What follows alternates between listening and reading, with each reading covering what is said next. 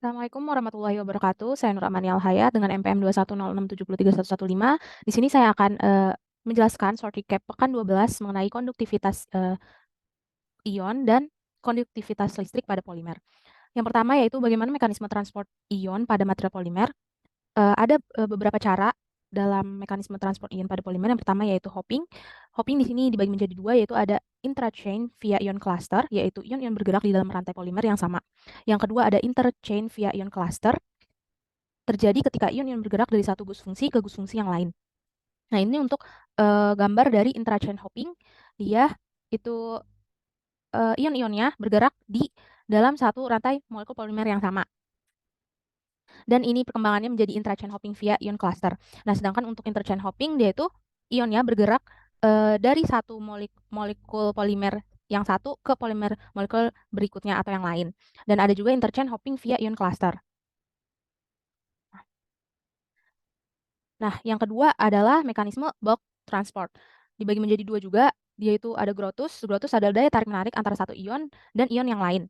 Yang berikutnya ada diffusion dan migration vehicle, mekanisme sebuah ion menumpang molekul yang lebih besar.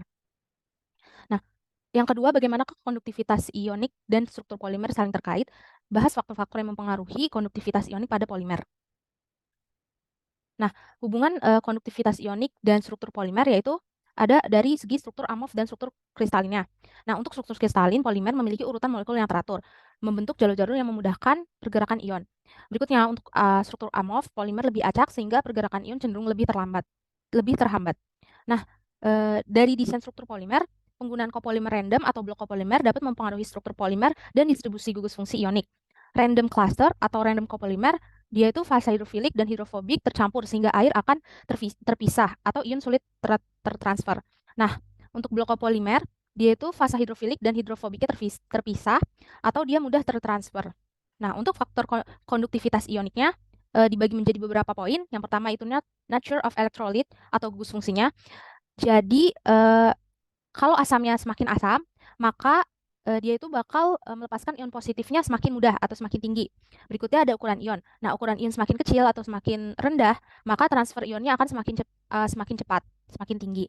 Nah, berikutnya ada temperatur. Suhu semakin tinggi, maka kecepatan gerakan ion semakin cepat. Nah, morfologi polimer, berikutnya ada morfologi polimer. Konektivitas yang tinggi, maka tingkat transfer ionnya akan semakin cepat. Berikutnya ada kelembapan. Kelembaban ini akan dia dipengaruhi oleh konektivitas kanal air. Jadi konektivitas kanal air semakin tinggi, maka transfer ionnya akan semakin cepat. Nah, berikutnya nomor 3. Apa saja aplikasi bahan polimer dengan konduktivitas ionik tinggi? Berikan contoh dan jelaskan signifikasinya. Nah, aplikasi bahan polimer dengan konduktivitas ionik tinggi memiliki banyak kegunaan dalam bidang elektrolit. Polimer elektrolit, karena elektrolit berfungsi untuk memisahkan satu elektroda dari elektroda lain, kemudian terjadi transportasi ion. Artinya, polimer yang digunakan sebagai elektrolit harus dapat menghantarkan ion, tetapi tidak boleh menghantarkan elektron. Polimer elektrolit ini dapat berbentuk yang pertama yaitu solvent atau liquid free system. Yang kedua ada gel elektrolit. Ketiga ada plasticized elektrolit. Keempat ada ionic rubber. Kelima ada membran ionomer. Nah, aplikasinya itu pada baterai, water elektrolit, sensor fuel cell. Ini gambarnya untuk proton exchange membrane fuel cell. Ini pada anoda dan ini pada katoda. Berikutnya, bagaimana kita dapat meningkatkan konduktivitas ionik pada bahan polimer. Bahas strategi yang berbeda dan efektivitasnya. Strategi untuk meningkatkan konduktivitas ionik pada bahan polimer. Yang pertama ada doping ionik, menambahkan ion pengotor ke dalam matriks polimer untuk meningkatkan konduktivitas ionik. Efektivitasnya tergantung pada jenis dan konsentrasi ion pengotor yang digunakan. Yang kedua struktur molekul, struktur molekular. Terus yang ketiga ada penggunaan filler konduktif. Ini bisa dibaca untuk keterangannya dari masing-masing strategi. Berikutnya ada penggunaan pelarut ionik, dan yang kelima ada desain elektrolit polimer.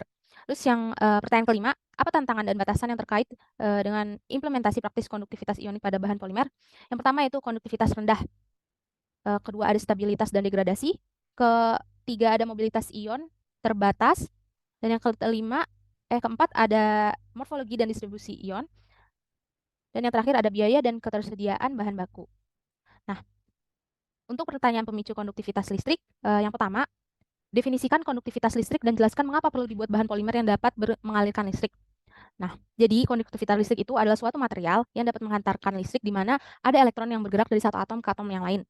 Lalu jenis konduktivitas itu dibagi menjadi 3. Yang pertama yaitu yang paling kuat, yaitu konduktor, dia dapat menghantarkan listrik sangat kuat. Isolator, dia tidak bisa menghantarkan listrik. Dan yang ketiga semikonduktor, dia berada di antara pertengahan konduktor dan isolator. Nah, perlunya bahan polimer untuk dapat mengalirkan listrik itu dikarenakan dari sifat polimer itu sendiri, diantaranya 1. Fleksibilitas. Polimer konduktif umumnya memiliki sifat fleksibel dan dapat dibentuk menjadi berbagai bentuk dan ukuran. Yang kedua, biokompatibilitas. Beberapa polimer konduktif memiliki sifat biokompatibel yang berarti mereka dapat digunakan dalam aplikasi medis atau implan biologis, misalnya sebagai sensor biomedis. Yang ketiga, efisiensi energi. Bahan polimer konduktif juga dapat digunakan dalam perangkat energi terbarukan, seperti sel surya, organik, atau baterai polimer. Kemudian ada biaya rendah. Proses pembuatan bahan polimer konduktif dapat melibatkan teknik cetak yang murah dan dapat masuk dalam skala produksi massal. Yang terakhir ada integrasi dengan material lain. Polimer konduktif dapat diintegrasikan dengan berbagai material lain seperti plastik atau kertas. Nah, pertanyaan kedua, apa mekanisme utama yang bertanggung jawab atas konduktivitas listrik pada bahan polimer? Diskusikan karakteristiknya dan aplikasinya. Bahan polimer harus ada elektron yang berlebih, dan untuk menggerakkan elektron tersebut harus dilakukan doping, yaitu membuat cacat di dalam konjugat polimer atau struktur selang-seling single bond dan double bond. Tujuannya untuk memberikan ruang untuk elektron tersebut dapat bergerak sehingga dapat menghantarkan listrik. Ini untuk gambarnya. Jadi kalau misalkan di sini ada ruang kosong bagi elektron, jadi elektronnya itu bakalan pindah-pindah gitu, dia bakalan bergerak menuju ke ruang kosong tersebut. Sehingga apabila elektronnya dia bisa bergerak, maka material tersebut dapat menghantarkan elektron yang artinya dia dapat menghantarkan listrik. Nah, karakteristik dari tipe dopingnya. Ada positively charged soliton S+, jadi dia positif sebagai ininya, elektronnya. Neutral soliton S0 yang itu netral, negatively charged soliton S-. Jadi semakin banyak doping, semakin konduktif juga polimernya. Nah, untuk membentuk doping maka diperlukan ada dopan. Nah, tipe-tipe dopan itu yang pertama ada P-type doping. Dia itu reaksinya akan meninggalkan positive charge, dan reaksi yang berlangsung adalah reaksi oksidasi. Berbanding terbalik dengan N-type doping, dia reaksi yang berlangsung adalah reaksi reduksi yang berarti akan meninggalkan negative charge. Nah, aplikasinya umumnya itu coating untuk menjaga penumpukan static charge pada insulator, menyerap radiasi berbahaya dari peralatan listrik yang berbahaya bagi peralatan di sekitarnya, dan polimerisasi plastik konduktif yang digunakan dalam circuit board. Terus ada corrosion inhibitor, terus juga ada antistatik material. Oke, yang ketiga, pertanyaan berikutnya adalah jelaskan hubungan antara struktur bahan polimer dan konduktivitas listriknya. Berikan contoh dan jelaskan prinsip-prinsip yang mendasarinya. Jadi syarat utama polimer dapat menghantarkan listrik yaitu dia alternating, di mana elektron harus dapat bergerak. Terdapat beberapa struktur polimer yang dapat menghantarkan listrik, yaitu pertama polyacetylene. Jadi dari gambar ini dilihat dia tuh prinsipnya adalah dengan menambahkan katalis. Nah, dari gambar katalisnya adalah Ziegler-Natta katalis. Contohnya untuk membuat jadi katalisnya ini dia untuk membuat cacat pada conjugated polimer sehingga terdapat ruang kosong untuk elektron dapat bergerak. Yang berikutnya adalah polyphenylene atau triple P.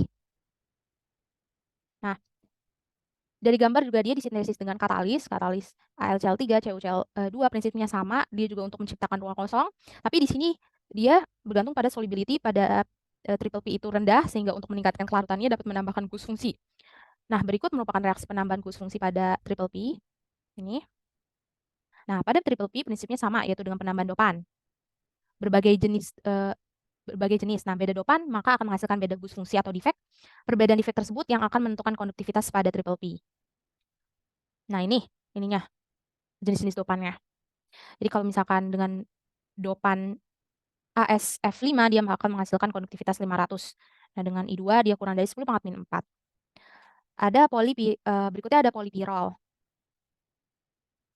Nah, strukturnya itu terdapat double bond selang-seling juga, dan dia ada gugus fungsi N-anilin.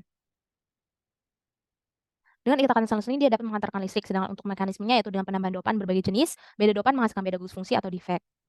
Nah, polythiophene dia juga sama seperti sebelumnya. Dia punya polimer selang-seling, gugus fungsi yang selang-seling ini yang dapat menghantarkan listrik dan memiliki gugus fungsi S atau sulfur. Penambahan dopan juga dari berbagai jenis juga Penambahan dopannya ini bedanya dia dari metal katalisnya. Jadi dopannya itu, dari bahan metal katalis. Nah, beda dopan dia menghasilkan beda gugus fungsi atau defek. Berikutnya ada polianilin. Terdapat selang-seling gugus benzen dengan gugus N-anilin. Sedangkan dopan yang digunakan adalah dari asam. Akibat penambahan dopan, asam yang berbeda akan menghasilkan struktur yang berbeda sehingga akan menghasilkan sifat optik yang berbeda juga. Nah, di sini ada contohnya. Nih, dia ada eee, struktur yang berbeda, dia, yang seperti nomor 2 ini dia menghasilkan sifat optik emeraldine beige green insulator partially oxidized, terus ada emerald salt blue dengan struktur yang nomor 3 ini, dan yang terakhir ini ada, pennygrelin purple. Nah, ini untuk katalis yang ditambahkannya, reaksinya seperti ini. Lalu pertanyaan keempat, bagaimana cara meningkatkan konduktivitas listrik pada bahan polimer? Bahas teknik-teknik yang berbeda dan kelebihan serta keterbatasannya. Pertama yaitu ada spin coating. Prinsip dari proses ini adalah penyebaran larutan polimer konduktif di atas permukaan substrat yang berputar dengan kecepatan tinggi. Lalu, kemudian larutan diuapkan untuk meninggalkan lapisan tipis bahan polimer yang terkonduksi. Untuk keuntungannya, spin coating ini dapat dilakukan pada tekanan atmosfer dan sangat murah. Lalu ketebalan film hingga beberapa ratus nanometer dapat diperoleh.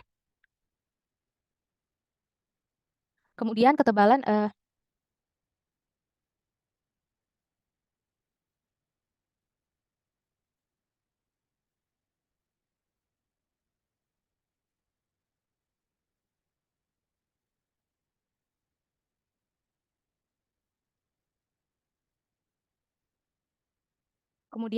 dapat dikontrol.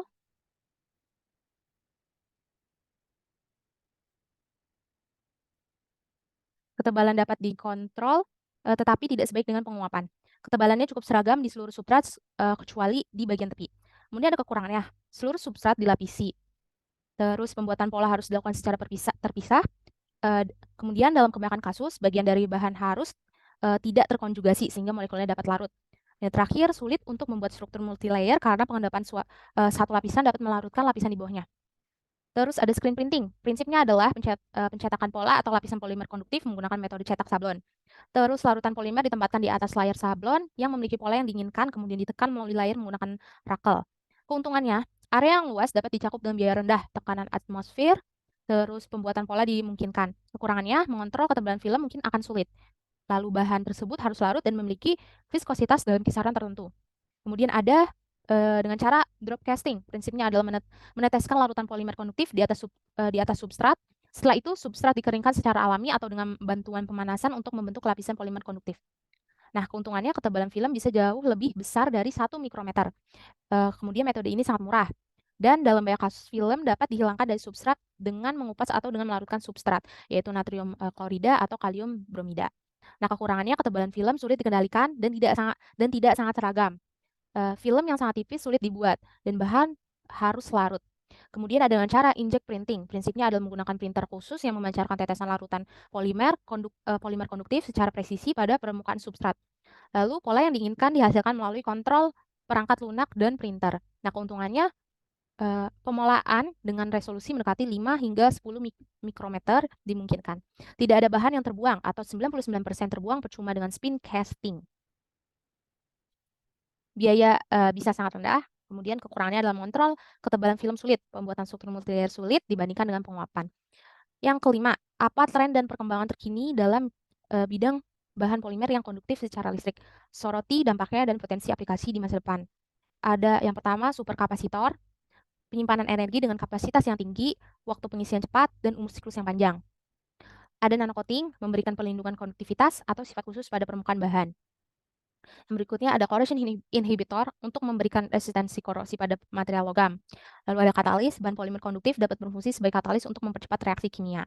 Berikutnya ada aplikasi biomedis. Untuk biokompatibilitas dengan jaringan biologis dapat membantu dalam bidang-bidang seperti pemantauan kesehatan. Berikutnya ada sensor, mendeteksi berbagai jenis sinyal fisik atau kimia dan diintegrasikan dengan substrat fleksibel memungkinkan pengembangan sensor. Mungkin sekian dari saya, kurang lebihnya mohon maaf. Wassalamualaikum warahmatullahi wabarakatuh.